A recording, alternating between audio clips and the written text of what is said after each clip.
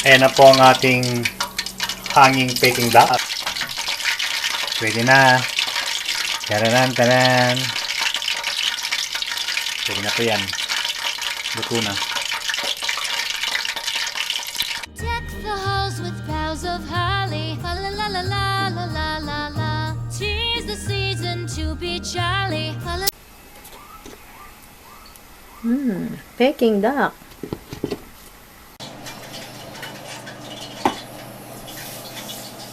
Habang hinihintay po natin ang ating peking duck, hanging peking duck pala, tagay muna tayo mga kapakners. Ito ang original ng soju ng South Korea. Tikman natin.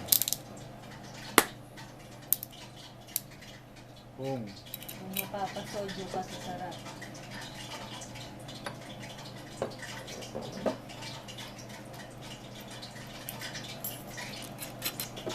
tignan muna natin kung gaano siya kalakas. Soju. Rice wine eh. Rice wine ba? Rice wine? Oh. Chom chom.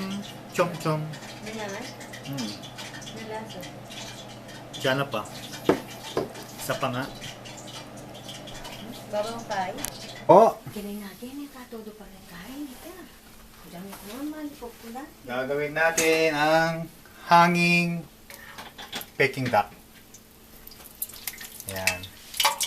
Ang ginawa ko dito, bali kanina, hindi ko na naipakita. In-steam ko lang siya nun. Steam, tapos yan. Steam ko lang siya ng 45 minutes hanggang 1 hour. Malambot na ngayon. Ito kasi pwede naman siyang lagay sa oven or i-deep fry hanggang sa magkulay siya ng brown. Ganyan natin prituhin. Yan po. Hanggang sa mag-brown siya ng kulay. Fortune.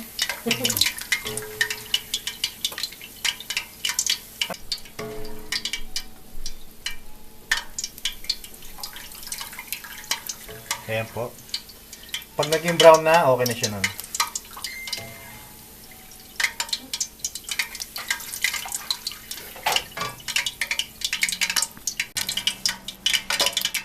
Konti na lang. Ayan o. Konting-konti na lang yan, mga kapakners.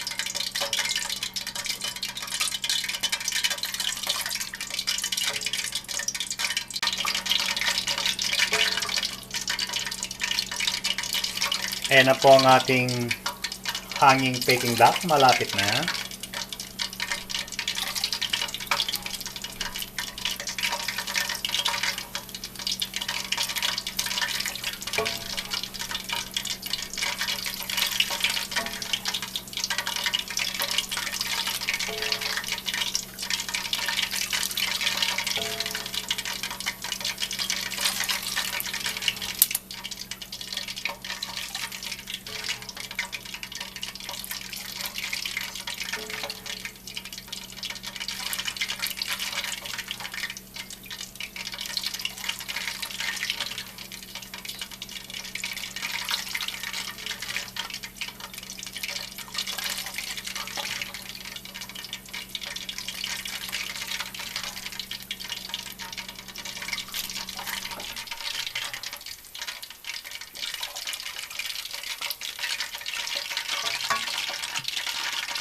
Yan po.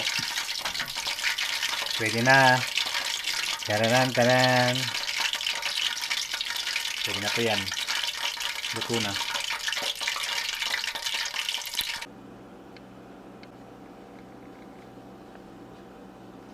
La la la la la